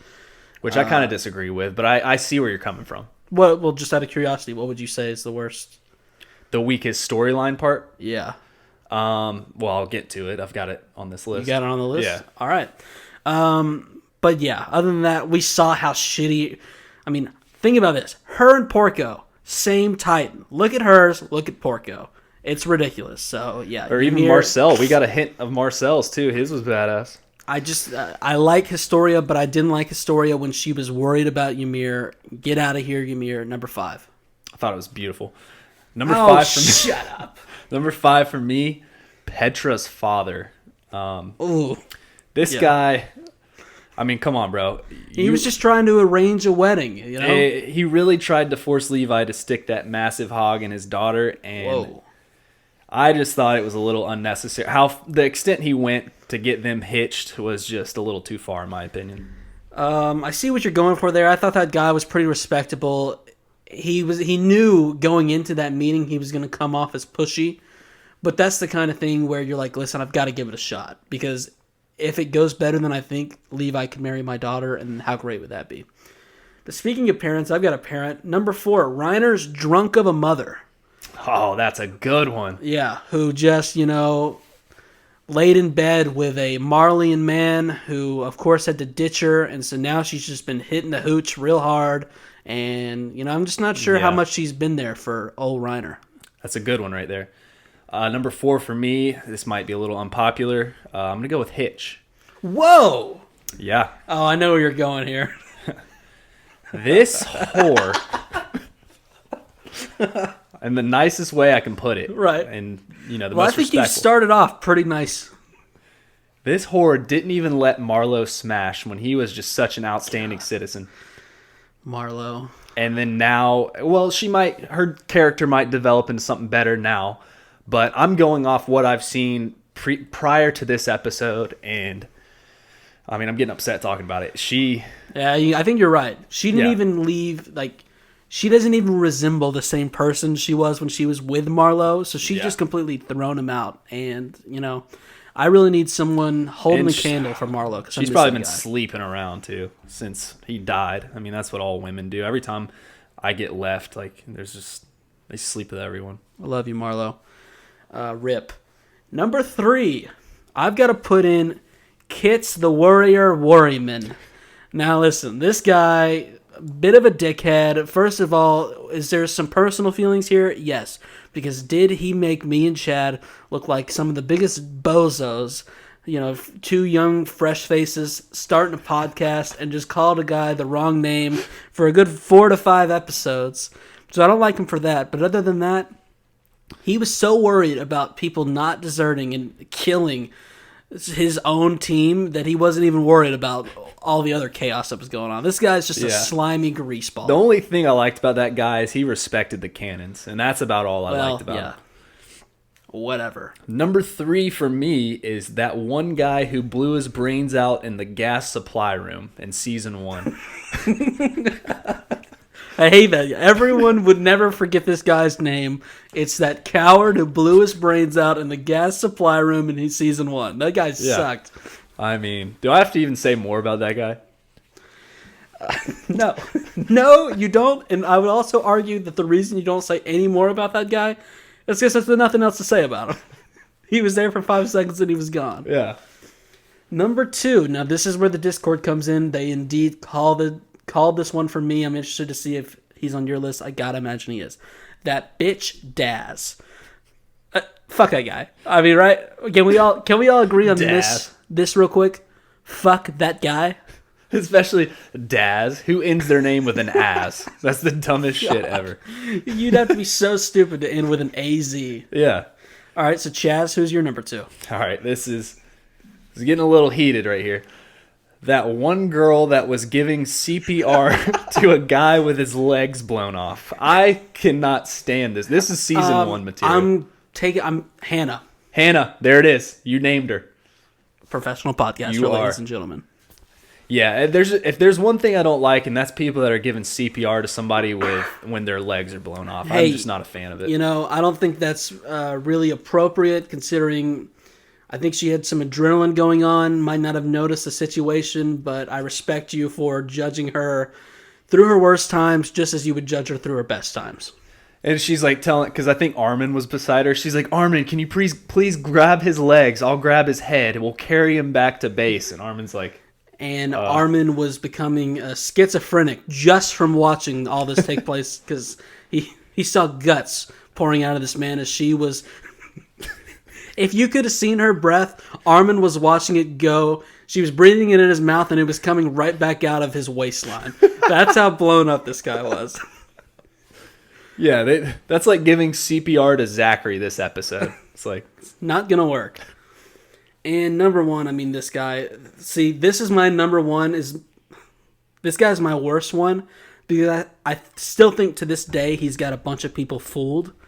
And I've been out here since day 1 telling people, watch out for this guy. It's Armin's dirty old grandfather. Oh, that's a good one. This guy, I don't know what he did, but sometimes you can just tell that guy was up to some shady shit. Oh, yeah. Go back, watch the first 2 episodes because I believe that's all he was in, and then maybe we see a flashback. That guy, terrible. Yeah, he's a terrible man. I could list off all the wrong things he's done. First of all, I think there was something about him stealing food. If you were trying to tell me that he hadn't touched children before, I wouldn't believe you. He's a pervert. Yeah, so I'll leave it there because it honestly gets me pretty heated just thinking about it, and I can't wait to hear your number 1.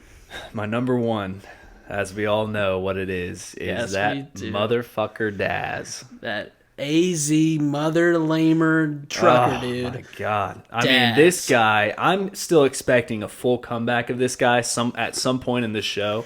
I don't know if he's going to be the end boss of this show because or what. he's that exact type of worm that he shouldn't be around, and he's still crawling around somewhere just bitching and moaning. Where do you think he is right now? Oh, where do I think he is? I think he's laying inside. If they had porta potties, he's laying inside the tank of the porta potty, just staying alive, crying. That's the kind of guy he is. He's in Zachary's leftover. He's so worried that something's gonna happen to him and they're all like, "Hey, Daz, all we're doing is eating dinner. Like nothing's going on." But he's like, "Well, something might happen at any given time." So he's just eating. He's surviving off shit. And then he's acting like he's gonna slice himself up with a sword. Yeah. Like, oh, dude, if you're gonna do it, just do it. God, I can't stand that guy. Yeah. Screw you, Daz. Congratulations, what an honor. You suck the hardest on the show. You suck the hardest on the show, and why end your name in an as? That's stupid. Let everyone know, or everyone let us know your top 5 worst characters, because I'm interested to see what you got. Now, moving on to some listener questions. Chad, I'll give you the Discord that came in, the last minute ones that came in today. I've got kind of earlier in the week. Does that sound good? Okay. Yeah. I'm going to start off with, I believe their name now is Hange and Yelena in Suits. Oh, that's a good name. I like that one. They asked for our favorite books, and so we'll just get this out of the way real quick. Go ahead, Chad. Favorite books. Okay, I was a lit major. How many of them are we naming here? Well, it says books, so just, okay. You can probably name all the books you've ever read, and we'll have plenty of time to answer the rest of the questions. Magic Treehouse, book number 1. Magic Treehouse, book number 2. There's the Magic School Bus. Wow. So you you liked magic. Yes. Spark Notes of Harry Potter, not the actual book, if you think I read that. But no, in all seriousness, I am a big connoisseur of book reading, and let's see, the last book I read is, let me just take a quick thought on it. Yep. Oh, Into the Wild. It's a great one. And actually, one of my favorite books of all time, which may come a shocker to you, I don't know if you've read this or not, is I Am the Cheese. You ever read that? Can't say that I have. That is actually a great, phenomenal book. I read it freshman year of high school, so it's been a long time, but it's about a kid whose dad was involved with the FBI, and moral of the story, at the end of it, this kid was being brainwashed by the FBI the entire time. Great book. Sorry if I just spoiled the shit out of it. The exact type of book that you'd love. Yeah. Oh, yeah. Most of the time people don't, when they're talking about books that people might want to read, they don't spoil it in the 5 seconds that they spend talking about it, but that's the way you operate. So there you go. You guys won't need to read that one. Chad just told you what happened. As far as Ronnie goes, everyone knows I'm kind of the smart one around here, so I actually have read a book once I've entered my 20s. First of all, big fan of the Harry Potter books. After that, I could actually read the books instead of the Spark Notes. I've read all the books in Song of Ice and Fire, which, if you don't know what that is, that's Game of Thrones. Of course, we got an old man who got paid a lot of money and still types with one finger at a time, so we're never going to see the rest of those books, which kind of sucks. And then I guess the last thing I read was I'm up to date on the King Killer Chronicles. So, what is that about? Well, don't spoil it. Yeah, I won't. It's basically it's about a guy. It's all fantasy stuff. I read a lot of fantasy stuff. Me and a buddy like to talk about it. And it's about a guy. Yeah. Great. Well, I will say Well, it's just, there's no real people, if they're interested, can go Google it. Okay. I'm definitely not going to waste my time telling you about it for 5 minutes because... Oh, well, I'll go read it. I'll give it a shot. You would see the size of the book, and... I will say the last book I did read, though, was last year, and it was by biography of Ernie Johnson. If people are sports fans, actually a tremendous book. I'm not even kidding. I know, but of all the books in the world, for you to be like, well, I just can't wait to read this autobiography on Ernie Johnson. It was an autobiography. I said biography, but it was an autobiography. Great book. So, moving on, you got a question for us. Oh, I do. Let me open that back up. Got distracted. Oh, while we're talking about this, there's a Colossal Titan. He asked us if we would be into reading people, I think he's talking to us, if we'd be into reading listeners' work, if they're like a writer and everything. I don't exactly know what he means. We don't necessarily have time to, well, and as he can see how you read. But yeah, if you've got something that you want us to read, if we get a chance, you can send it over the email. Chad probably won't read it, but I'll read it. I might look at it. I'll read it, dude, with my eyes. So we got a question from Bat Dan, which this guy rips, by the way. Yeah, he ripped a lot last week and already excluding me. I guess I gave him such a good answer. He was like, well, I'm glad he did, because me and him are on the same wavelength, something you're way below on. Well, you called him a nerd last week, so. He said, question for Chaz, which kind of sounds a lot like Daz now that I say it out loud. Do you have any other anime crushes out there in the anime world? Just an awesome question. I've been waiting for somebody to say this. Be careful. So I'm going to go with the Fate Stay Night Ultimate Blade Works little series.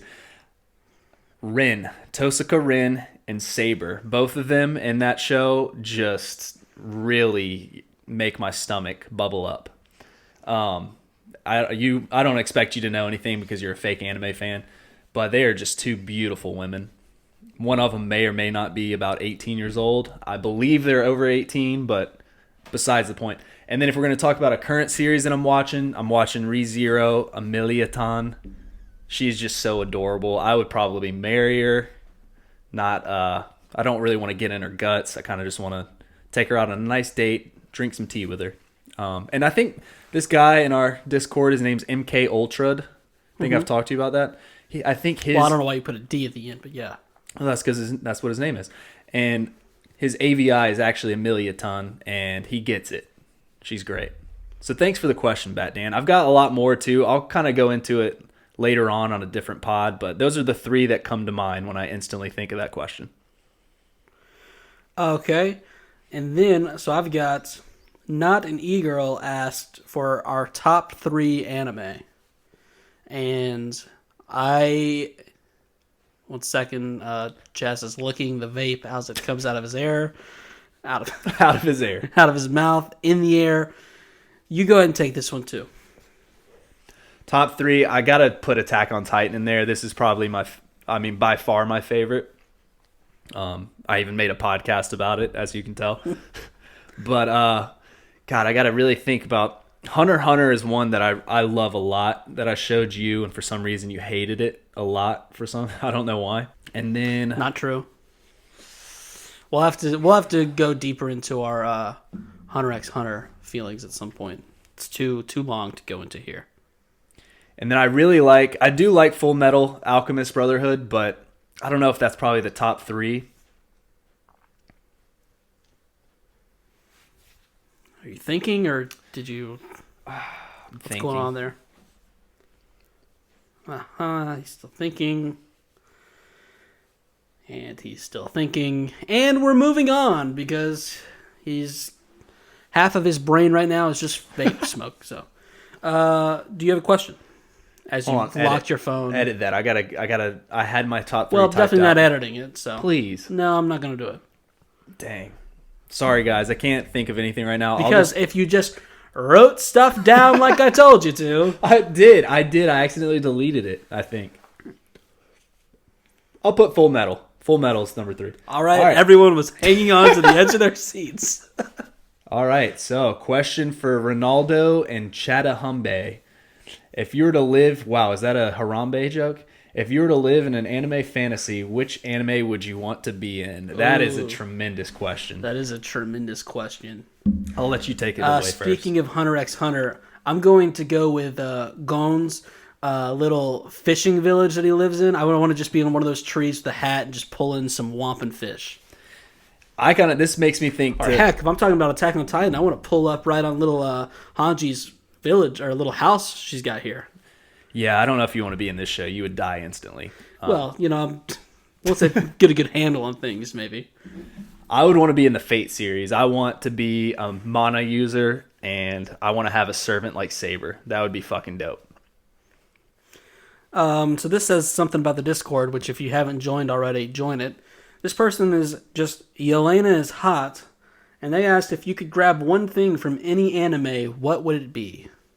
Go for it. One thing. All What do you right, mean? I'm confused on if you could grab it. Like for me, I'll stay on Attack on that? Titan. I want some ODM gear, baby. Strap me up and let me just go around town. Take it around town. Or if we want to get a little more scary, just give me a death note. I'll eventually get too powerful and people will have to try and assassinate me. But yeah, I think it'd be fun for a while, and I think I could do some good until I got up to the crazy point and stopped doing good and just killed people because they forgot my French fries at McDonald's. Okay, I'm gonna go think about Akame go kill, or however you say it. It's been a while since I've seen this anime, but I would love to grab the main evil bitch's titties. That's what I would love to grab. Well, I don't think that's what they were talking about, really. I don't think it was what they were saying.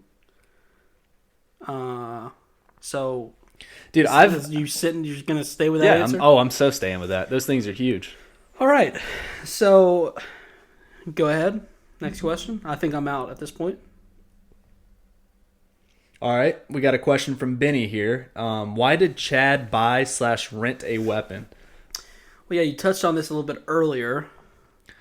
Yeah, it's basically just to protect myself from my schizophrenic mother. And she's a fine woman. You don't have to say that. But yeah, I did buy a couple of them. I officially bought them now, so Ronnie can stop being a dickhead. But yeah, I just like to be a holder because I'm a little I get nervous around people, and if I need to bust a cap in somebody, I'm ready. All right. And then we had one other question. A lot of questions for you this week, so if I sound a little irritated, that's pretty much why. And then we got another one from Ben Matthews OG. He says, question for Chaz this week. Don't see a Ronnie. All I'm saying, buddy, is Ben Matthews SOG, you better have a question for Ronnie next week. I have to be a groomsman in a wedding for the first time next week. As a professional, well-demonstrated expert groomsman, thank you, what's your advice? So, man, the biggest advice I have for you is drink a lot of liquor before you go out there, because you're going to have to lead one of the bridesmaids out on the stage, and just smile and wave. Have a good time. What I did when I was walking her out, she was in my arm, I was smiling and waving. Wow. That's the best advice I can give you. Just have that beautiful smile. You look like you got a great smile here. Your AVI is Adam Sandler in the movie Uncut Gems. Yeah. So just drink a lot of liquor and smile and have a good time. So I'm going to guess that's not him, but I bet he still has a great smile, and don't hide it from the world. But seriously, you better ask me a fucking question next week. And then I do have one more I wanted to touch on. More Ronnie No, guys, questions. please keep asking me questions. I'm sorry about my terrible anime list. I've seen I just started watching 2 years ago, and I've seen so many in that span that I'm just a clusterfuck in my head right now. And, someone asked that question days ago, and you couldn't take the time to write it out and figure out I'll answer it better next time. And then I had one more thing I wanted to touch on. Yelena is hot said, since you did such a bad job talking about that question, not an e-girl, I believe she's the same one who, we'll give her a shout out here because we saw it. She did some cool stuff. Oh my God. I'm sorry, guys. No, I'm before you say that, keep your thumb on that. I'm such an idiot. This is by far in my top 3. So I'm going to go Attack on Titan, Hunter x Hunter, and fucking JoJo's Bizarre Adventure. I am so stupid. You know what I want to grab? I want to grab. Well, so anyway, stand. he did such a bad job. You can check out it. her Instagram art page. It's MEM_arts. 2 A's, 2 T's. Sorry he did such a bad job, and now he wants to As he spent 10 minutes thinking about that one, he wants to go deep dive in on this And last Steins one. Gate. I'll give Steins Gate up there too. But yes, JoJo's. Oh, so that was the podcast for this week. Please subscribe to us on Apple Podcasts, on Spotify. One more thing. We got one more question? We have one more question. Is it for Ronnie? Yes, this one's for you. It's you lean or is hot. Any stories on people who hate on your podcast? I thought that was a good kind of question. Do you have any take on somebody that hates our podcast, or have you seen anybody hating on it that you had to take on? We've been pretty lucky so far. No one has had the bravery to open a discussion with us through email about how they don't like us. We've gotten some Apple Podcast reviews. So if you are a lover of the show, we used to be at 5 stars. We're not at 5 stars anymore. Go give us 5 stars. You don't have to if you don't want to. But we do get a lot of ghost 1 stars where people, which I can't imagine what they don't like about it. I don't know if it's the part where we don't have as much knowledge on the show as they would like, or if you say things that, people might not like so much. If we talk about the appearances of the characters so much that we might miss actual character things that they think we should talk about. Oh, no. And then somebody mentioned that I sometimes say questionable things that somebody could take, the wrong way. I don't think I've ever said anything questionable. I think I'm just a knowledge of knowledge. Yeah. So he's a knowledge of knowledge. So luckily we haven't had too much hate. We had a 1-star review that just was titled Racist Trash. But you know what? You keep your chin up. And you just keep moving forward. You don't be racist, and you just stay true to who you are. How beautiful is that? If anything, you should be careful about being a, I said pedophile. Do we make some jokes that hurt people's feelings? I'm sure. But we are who we are, not going to change. And with that being said, if you like what we do, subscribe, join the Discord. We're almost to 100. Almost at 100 people on Discord. Yeah, and we're almost at 100 subscribers on YouTube. Wow. How about that? The big 3 digits. We're really blowing up. And just know, we actually love you guys. And if we ever say something that, is off pace, we love you. But we're just idiots. And we're still going to say it. That's the end of the episode. Follow us on Twitter at podcastchronic. I've been Ronnie. And I've been Chatty. And that's his vape voice. You can probably hear it through the microphones. We love you. See you next week. JoJo's Editing that out.